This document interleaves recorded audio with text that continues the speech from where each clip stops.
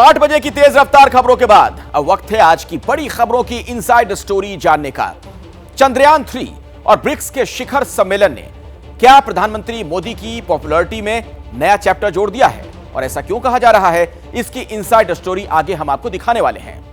भारत के मिशन चंद्रयान की कामयाबी पर पाकिस्तान की तड़प कम होने का नाम नहीं ले रही। पाकिस्तानी अवाम कैसे अपने हुक्मरानों पर हमलावर है, इसकी इनसाइड स्टोरी भी आगे आप जरूर देखिएगा। लेकिन पहले बात जय जवान और जय विज्ञान की। पीएम मोदी ग्रीस से कल देश लौट रहे हैं। प्रधानमंत्री पहले दिल्ली नहीं आएंगे, सीधे बेंगलुरु जाएंगे और पता है क्यों? पीएम मोदी बेंगलुरु जाकर पहले इसरो के इन साइंटिस्टों से मिलेंगे जिन्होंने चांद पर कामयाबी की दास्तान लिखी। पीएम मोदी ने सीमा विवाद पर चीन को जो दो टूक कही है, उसकी भी गूंज सुनाई दे रही है।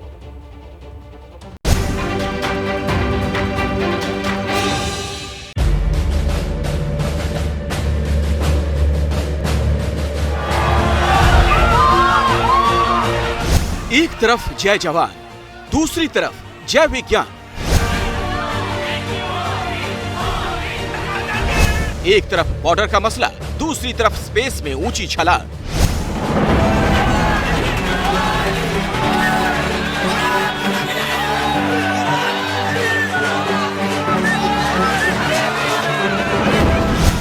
एथेंस से इसरो, ब्रिक्स से बेंगलुरु। साइंस और डिप्लोमेसी के अलग अलग मोर्चों पर भारत की मेधा का, भारत की कामयाबी का परचम लहराने के बाद प्रधानमंत्री नरेंद्र मोदी की स्वदेश वापसी इस बार बेहद खास होने जा रही है। प्रधानमंत्री मोदी ग्रीस की राजधानी एथेंस से सीधा बेंगलुरु पहुंचेंगे। इसके लिए जोरदार तैयारियां की जा रही हैं। मोदी 26 अगस्त को सुबह 5:55 पर बेंगलुरु के एचएएल एयरपोर्ट पर उतरेंगे। बेंगलुरु के एचएएल एयरपोर्ट से लेकर इसरो तक मोदी का रोड शो होगा। इसरो पहुंचकर प्रधानमंत्री मोदी वैज्ञानिकों से मिलेंगे। मोदी के बेंगलुरु से दिल्ली पहुंचने पर भी भव्य रोड शो होगा। दिल्ली के पालम एयरपोर्ट पर प्रधानमंत्री मोदी की अगवानी में खुद बीजेपी अध्यक्ष जेपी नड्डा समेत बीजेपी के तमाम बड़े नेता पहुंचेंगे। यानी चंद्रयान की कामयाबी और ब्रिक्स सम्मेलन से बने माहौल का मोमेंटम सरकार और बीजेपी बनाए रखना चाहती है। इसमें कोई शक नहीं कि चंद्रयान 3 की ऐतिहासिक कामयाबी से देश में जश्न और गर्व का माहौल है और बीजेपी इसे भुना भी रही है। लेकिन ब्रिक्स शिखर सम्मेलन के दौरान चीन के राष्ट्रपति शी जिनपिंग से जो प्रधानमंत्री नरेंद्र मोदी की अनौपचारिक मुलाकात भी हुई है, उसको भी काफी निर्णायक माना जा रहा है। ब्रिक्स शिखर सम्मेलन के दौरान प्रधानमंत्री मोदी और चीनी राष्ट्रपति शी जिनपिंग के बीच बहुत कम समय के लिए बातचीत हुई, जिसमें पीएम मोदी ने एलएसी से जुड़े अनसुलझे मुद्दों पर भारत की चिंताएं साझा की। पीएम ने दो टूक कहा कि सीमावर्ती इलाकों में शांति बनाना और एलएसी का सम्मान करना जरूरी है। In a conversation with President Xi Jinping of China, Prime Minister highlighted India's concerns on the unresolved issues along the LAC in the western sector of the India-China border areas. Prime Minister underlined that the maintenance of peace and tranquility in the border areas. सितंबर में Bharat G20 शिखर बैठक की मेजबानी कर रहा है। उसमें चीन को भी आना है, इसीलिए G20 मीटिंग से पहले मोदी और जिनपिंग की मुलाकात और बात बहुत अहम मानी जा रही है। वो इसलिए भी क्योंकि भारत और चीन की सेनाओं के बीच पिछले 6 साल के भीतर 3 अलग अलग जगहों पर झड़प हो चुकी है। साल 2017 में डोकलाम में, उसके बाद साल 2020 में गलवान में और फिर साल 2022 में तवांग में। भारत चीन के बीच लंबे समय से सीमा विवाद चल रहे हैं, खासतौर से अरुणाचल प्रदेश, लद्दाख और सिक्किम जैसे इलाकों में। इन्हीं मसलों को लेकर भारत और चीन के बीच 10 दिन पहले कोर कमांडर स्तर की बैठक भी हो चुकी है।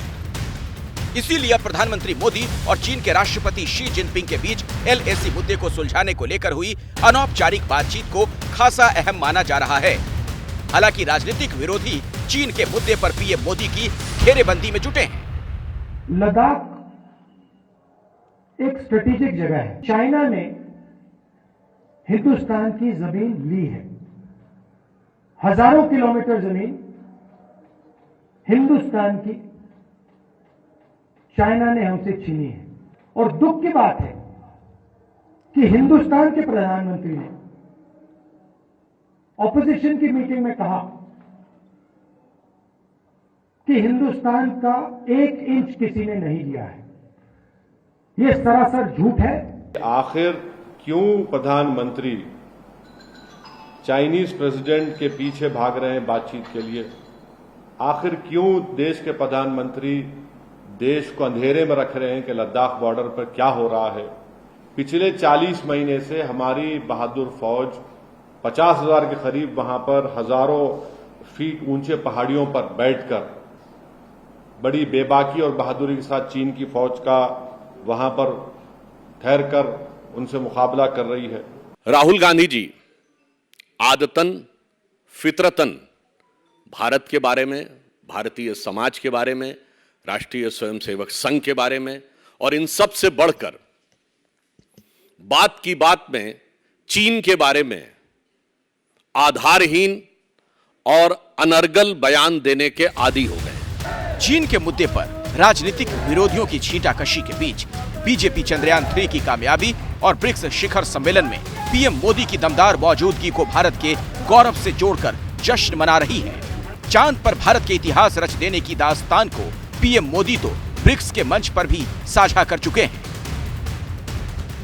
कल शाम भारत के चंद्रयान ने चांद के दक्षिण ध्रुव पर सॉफ्ट लैंडिंग की। ये केवल भारत के लिए ही नहीं बल्कि पूरे विश्व के वैज्ञानिक समुदाय के लिए एक बहुत बड़ी उपलब्धि है। और जिस क्षेत्र में भारत ने अपना टारगेट तय किया था वहां पहले कभी कोई प्रयास नहीं हुआ है और ये प्रयास सफल हुआ है। तो बड़ा डिफिकल्ट टेरेन के ऊपर विज्ञान हमें पहुंचा पाया है। ये अपने आप में विज्ञान की, वैज्ञानिकों की बड़ी सफलता है।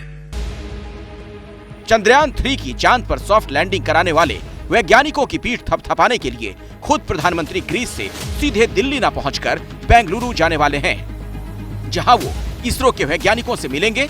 चांद के दक्षिणी छोर पर अपनी उपस्थिति दर्ज करा के भारत ने इतनी बड़ी लकीर खींच दी कि दुश्मन देश पाकिस्तान तक को भारत की इस कामयाबी पर नतमस्तक होना पड़ा है। चंद्रयान 3 के प्रज्ञान रोवर के लैंडर विक्रम से बाहर निकलने की तस्वीरें भी इसरो ने जारी की हैं, जो लगातार चांद की सतह पर रिसर्च कर रहा है। वैसे चांद पर पहुंचने के बाद इसरो अब सूरज के रहस्यों को जानने में जुट गया। इसरो ने घोषणा कर दी 2 सितंबर को आदित्य L1 मिशन को लॉन्च किया जाएगा। आदित्य L1 मिशन में सूर्य के रहस्यों की स्टडी की जाएगी। यानी चांद के साउथ पोलर रीजन में चंद्रयान 3 की कामयाब सॉफ्ट लैंडिंग कराने के 10 दिन बाद ही इसरो सूरज के रहस्यों की परतें खोलने की ओर कदम बढ़ा रहा है। लेकिन अगले महीने ही भारत के लिए गौरव का एक बड़ा मौका और आने वाला है, और वो मौका है G20 शिखर सम्मेलन की मेजबानी का।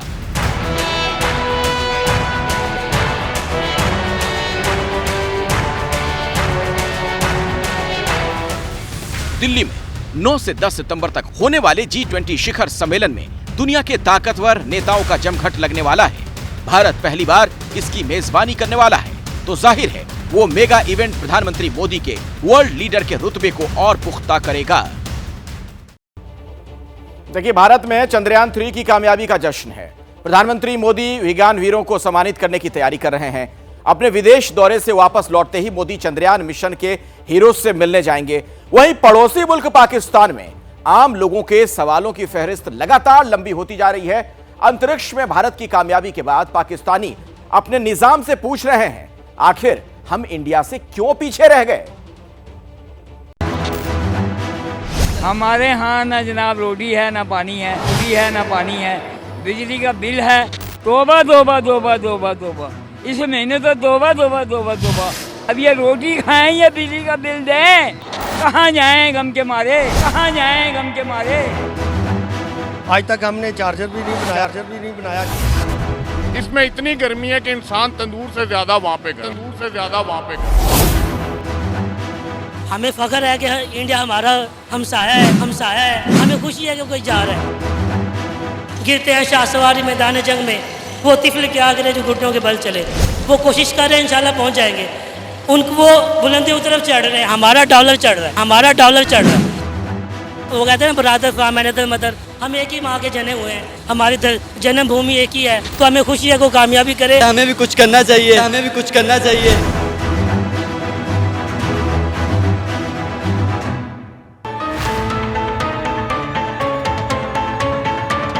ये जिन्ना लैंड की तड़प है, उस पाकिस्तानी अवाम की तड़प है जो मजहबी कट्टरपंथ के अंधेरे को चीरकर हिंदुस्तान की तरक्की देख रही है, जो देख रही है कि हिंदुस्तान ने वो कर दिया जो अब तक दुनिया का कोई मुल्क नहीं कर पाया। सबसे पहले तो मैं पूरे इंडिया को जो है मुबारकबाद देना चाहूँगा। इंडिया हमारा हमसाया है, हमें खुशी है कि कोई जा रहा है। वो जो उनके लीडर्स हैं वो दयानतदारी और ईमानदारी से और बिल्कुल से जो है मुखलिस होकर काम करें। अगर नरेंद्र मोदी कामयाब है या उनके जो प्रायर जो प्राइम मिनिस्टर्स थे कामयाब हैं, तो वो इसी वजह से है कि वो अपने मुल्क के लिए सोचते हैं। तो इस तरह है कि अगर जो बंदा मेहनत करेगा, चाहे वो मुसलमान है चाहे वो गैर मुस्लिम है, उसको उसका नतीजा मिलेगा। चांद पर उतरने के बाद रोवर प्रज्ञान नई नई जानकारियां भेज रहा है। ये वो जानकारी है जो दुनिया को बेहतरी का रास्ता दिखाएगी। चांद के रहस्यों से पर्दा उठेगा। पाकिस्तान का तरक्की पसंद तबका भी इससे खुश है। वो पाकिस्तानी जो ज्ञान विज्ञान में भरोसा करते हैं वो भी खुश है कि दुनिया अब उन रहस्यों को जानेगी जिन्हें जानने की दिलचस्पी सदियों से थी। तो उस टाइम मैं मोदी साहब का बयान सुन रहा था, उनकी सारी टॉकिंग सुन रहा था, तो उन्होंने एक लफ्ज़ बोला था जो दिल के अंदर जो है ना असर करता है। वो लफ्ज़ उन्होंने कहा था कि ये जो लैंडिंग है ये जीत इंडिया की नहीं है, ये पूरी दुनिया की इंसानियत की जीत है। जो लोग काम करते हैं, मेहनत करते हैं, कहीं ना कहीं उसका रिजल्ट आ रहा है। और हमारी गवर्नमेंट है बस से फोकस्ड हो जाएं कि हमने क्या काम करने हैं। हम तो मतलब कहीं ना कहीं नेगेटिव चीज़ों में लगे रहते हैं और हमारा कोई मिशन नहीं होता, गोल नहीं होता, तो फिर अचीव क्या करेंगे। जिन्ना के मुल्क में हिंदुस्तान का जयगान हो रहा है। हिंदुस्तान की कामयाबी पर जश्न मनाया जा रहा है। हिंदुस्तान की इस कामयाबी को देखकर पाकिस्तानियों के दिल में अपने हुक्मरानों को लेकर सवाल उठ रहे हैं। सवाल है कि आखिर जब 77 साल में हिंदुस्तान चांद तक पहुंच गया तो पाकिस्तान ने क्यों पाताल लोक का रास्ता चुना। ये पाकिस्तान में रिफॉर्म्स क्यों नहीं आ रही? 75 साल में जहाँ पे हम पहले खड़े थे आज भी वहाँ पे ही हैं। 3 चीजों पे हमें जो है ना वो फोकस किया जा रहा है, सिर्फ रोटी, कपड़ा, मकान। और वो इससे आगे की सोच ही नहीं है। ईमानदार से बताइएगा वो पूरा हो रहा है? नहीं हो रहा। पाकिस्तानी पब्लिक रस कर रही है कि उनके मुल्क में पीएम मोदी जैसा नेता क्यों नहीं है। यह अफसोस उनके दिल में चुभ रहा है। चांद पर तिरंगा लहरा रहा है, वहीं जिन्ना के वारिस गुर्बत के समंदर में गोते लगा रहे हैं। ये सवाल पाकिस्तानियों को परेशान कर रहा है कि आखिर वो तरक्की की राह में पीछे क्यों छूट गए। इंडिया ने एटम बम बनाया था तो हमारे भुट्टो साहब जो वज़ीर आज़म थे उन्होंने कहा था कि हम घास खा लेंगे लेकिन हम जो है ना एटम बम बनाएंगे इंडिया के मुकाबले में। आज इंडिया चांद पे चला गया, अब क्यों नहीं ऐलान कर रहे हो? अब भी ऐलान करो कि भाई हम घास खा लेंगे लेकिन टेक्नोलॉजी बनाएंगे। पाकिस्तान से उनकी आवाम खुशहाल है। हमारे यहाँ ना जनाब रोटी है ना पानी है, बिजली का बिल है, तौबा तौबा तौबा तौबा तौबा। आजादी से आज तक पाकिस्तान कभी डरपोक नेताओं के चंगुल में रहा तो कभी भ्रष्ट जनरलों ने हुकूमत की। इन सब के बीच कट्टरपंथी मौलानाओं ने पूरे पाकिस्तान को आतंक की फैक्ट्री में तब्दील कर दिया। आज बर्बाद जिन्ना लैंड में ना तो तरक्की है, ना शांति और ना आवाम को 2 वक्त की रोटी मिल रही है। टैलेंटेड इंसान इस मुल्क को चाहिए ही नहीं। या तो उसे फांसी हो जाती है या उसे गोली मार दी जाती है या वो गद्दार हो जाता है या उसे गद्दार करके मुल्क से बाहर निकाल दिया जाता है। इसके लिए बेटर करेगा उसको ये जलील करेगी। ऐसी अवाम है तो फिर हम तरक्की नहीं कर सकते। हम तो माफियाज के अंडर हैं। स्टेक होल्डर जो हमारे आर्मी के स्टेक होल्डर्स हैं उनके अंडर, ठीक है मिस के हम तो कभी मिस के ऐसा उन्होंने किया हुआ है कि हम कभी उठ ही ना पाए। जिन्ना के वारिसों ने भी अब तस्लीम कर लिया है कि उनके मुकद्दर में ही जहालत है।